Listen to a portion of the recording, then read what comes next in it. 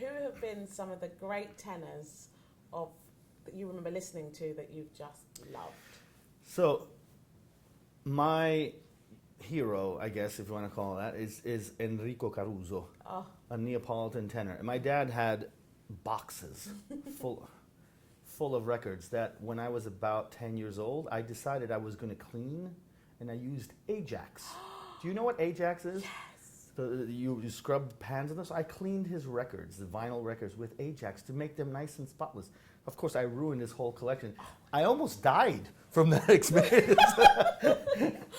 But I mean, from early on, I was completely immersed in Caruso because my dad was fanatical about Caruso. Can you tell us, did your dad ever forgive you? Yeah. He was not too attached to his property. But yes, he did forgive me. But I was in trouble, that's for sure. But what was it that made the Caruso sound so special? So Caruso had, first of all, it was a God-given gift. His vocal cords, his larynx, his physical structure was such that the tone was incredibly rich. It was a darker voice. It had baritonal hues to it, but it also went up into the higher register of the tenor voice with an incredible resonance.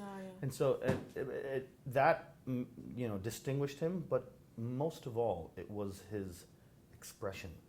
It was the way he said things in the vocal line. It was, some people said that he sang with a heart throb.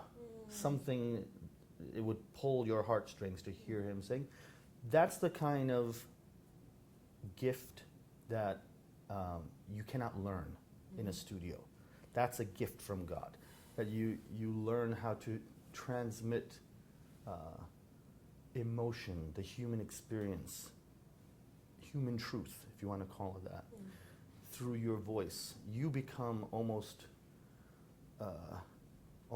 you are the oracle of that truth, but you're also a witness. You step back and you say, wow, that just happened. That happened right now. And you're almost witnessing it the same way the audience is. When that happens, the audience feels that, and you feel it as a performer. And it's a special moment. And that's why opera is always very alive, because it's a constant creation, right? Caruso was maybe the greatest of all these oracles, along with Maria Callas, in my opinion.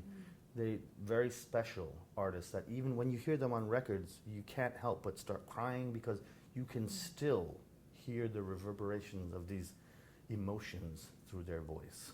I feel your passion. I'm very moved by what you're saying, Jack. Yeah, I can really feel that your belief in that, and it touches me as it does when you hear them sing.